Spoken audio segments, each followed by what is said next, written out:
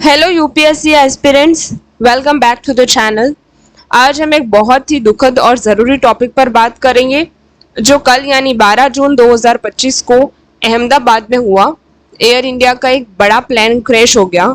ये सिर्फ एक खबर नहीं है बल्कि यूपीएससी प्रिपरेशन के लिए बहुत ही इम्पॉर्टेंट टॉपिक है। हम इससे समझेंगे कि ये हमारे कंट्री की फ्लाइट सेफ्टी, इमरजेंसी मैनेजमेंट और गवर्नमेंट रूल से किस तरह से जुड़ा हुआ है। तो चलिए स्टार्ट करते हैं।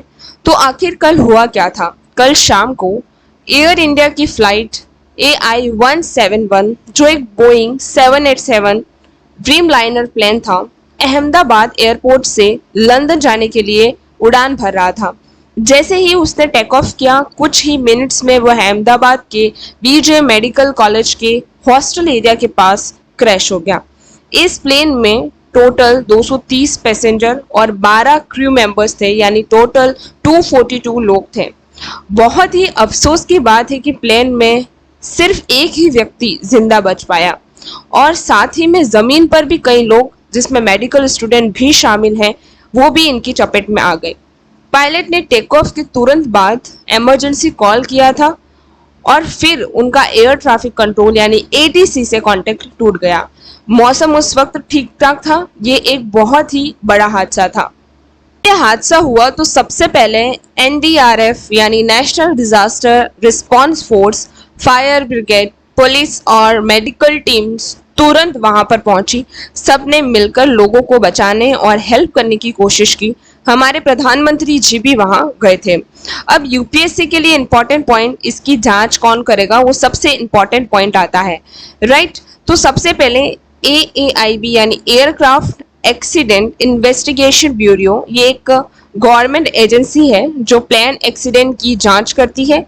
ये सिविल एविएशन मिनिस्ट्री के अंदर आती है। ये आपकी प्रीलिम्स में क्वेश्चन पूछा जा सकता है कि एयरक्राफ्ट एक्सीडेंट इन्वेस्टिगेशन ब्यूरो कौन सी मिनिस्ट्री के अंदर आता है, तो वो सिविल एविएशन मिनिस्ट्री के अंदर आता है।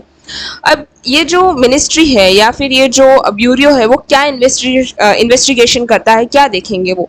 तो ब्लैक बॉक्स, सबसे पहले ब्लैक बॉक्स करके एक प्लेन में जो खास रिकॉर्ड बॉक्स होते हैं, जैसे फ्लाइट डाटा रिकॉर्ड FDR और कॉकपिट वॉइस रिकॉर्डर CVR, इनमें प्लेन की सारी टेक्निकल इंफॉर्मेशन और पायलट्स के बातचीत रिकॉर्ड होती है। ये सबसे बड़े सबूत होंगे और इससे काफ़ी ज़्यादा एविडेंस हमको मिलेंगे। सेकंड, प्लेन की मेंटेनेंस। क्या प्लेन की सर्विस ठीक से हुई थी, कितनी बार हुई थी, कब हुई थी लास्ट टाइम, क्या कोई टेक्निकल प्रॉब्लम थी इस वजह से ये हादसा हुआ, इस सभी को भी क्या किया जाएगा, एविडेंस के रूप में जांच की जाएगी इसकी।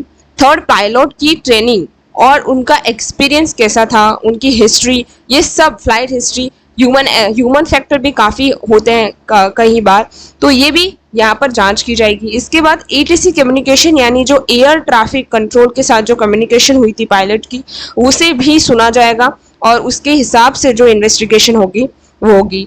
और दूसरा जो फैक्टर हो सकता है वो हो सकता है कि मौसम या दूसरे फैक्टर्स हो सकते हैं। कई बार बाहरी वजह हो सकती है, जैसे बर्ड्स, पक्षी का टकराना, इस तरह की उसका झुंड का टकराना, या फिर उनको बचाने के चक्कर में वो टेक ऑफ गलती से हो गया होगा। इस तरीके की प्रॉब्लम्स भी आ सकती है, राइट। तो इंटरनेशनल हेल्प भी इन्वेस्टिगेशन के अंदर आ रही है, जैसे अमेरिका और ब्रिटेन की जांच एजेंसी भी इसमें मदद कर रही है, क्योंकि प्लेन बना और चलाना एक इंटरनेशनल चीज़ है। तो इसी वजह से इंटरनेशनल जो कंट्रीज है, अमेरिका और ब्रिटिश भी हमारे साथ कोऑपरेट कर रही हैं। अब हम बात करते हैं यूपीएससी के पर्सपेक्टिव से क्या इंपॉर्टेंट है। तो इस घटना से आप यूपीएससी के लिए क्या सीख सकते हैं, ये कुछ बड़े पॉइंट्स हैं। सबसे पहले एविएशन सेफ्टी और रूल्स, जो कि GS पेपर 3 इंफ्रास्ट्रक्चर के अंदर आपका आता है। इसके अंदर आपको क्या मेन फोकस करना है, जैसे कि DGCA directorate general of civil aviation, ये इंडिया की सबसे बड़ी एजेंसी है जो फ्लाइट सेफ्टी रूल्स बनाती है और लोगो जो है उनको लोगो भी बनाती है, जो सेफ्टी रूल्स होते हैं उनके लोगो भी बनाती है। इस एक्सीडेंट के बाद DGCA के काम पर फोकस रहेगा, क्या उनके रूल्स ठीक है या नहीं। दूसरा, इंटरनेशनल रूल्स यानी हम ICAO यानी इंटरनेशनल सिविल एविएशन ऑर्गेनाइजेशन, जितनी भी फुल फॉर्म्स यहाँ पर आ रही है उसको नोटिस करना है आपको, ठीक है, कि रूल्स फॉलो करते हैं, क्या हम उनके बराबर है या नहीं, है ना। और बोइंग प्लेन्स, जिस कंपनी ने प्लेन बनाया है उसकी भी सेफ्टी पर यहाँ पर बात होगी। दूसरा है डिजास्टर मैनेजमेंट, यानी जीएस पेपर 3 से रिलेट होगा ये डिजास्टर मैनेजमेंट में। सबसे पहले यहाँ पर आपको इमरजेंसी रिस्पॉन्स, जब ऐसे हादसे होते हैं तो रेस्क्यू टीम कितनी जल्दी और कितने अच्छे से काम करती है, सब एजेंसी मिलकर कैसे काम करती है, ये देखा जाता है। और दूसरा है शहरों में एयरपोर्ट्स जो हैं, मतलब सिटीज के अंदर जो भी एयरपोर्ट्स हैं, एयरपोर्ट के आसपास बहुत लोग रहते हैं, तो वहाँ बिल्डिंग रूल्स कैसे होने चाहिए, इमरजेंसी में लोग कैसे निकलेंगे, किस तरीके से जो हेल्पर्स हैं या फिर जो पुलिस है, प्रशासन है, वो किस तरह से हेल्प करेगा, वो सारी चीजें यहाँ पे देखी जाएगी। थर्ड है इंफ्रास्ट्रक्चर, जो कि आपका जीएस पेपर 3 से ही आता है।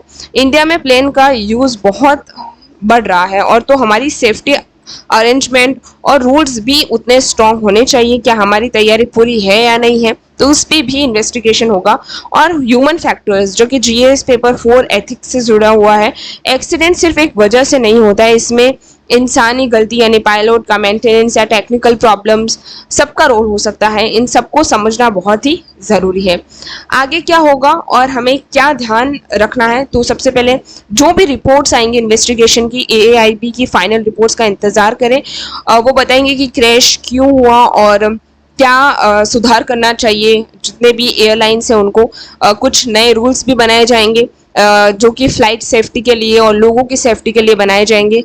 एयर इंडिया की इमेज, यानी एयर इंडिया एक गवर्नमेंट एयरलाइन है, इस हादसे के बाद उनकी इमेज और सेफ्टी पर सबकी नज़र रहेगी, तो ये एक इम्पॉर्टेंट है।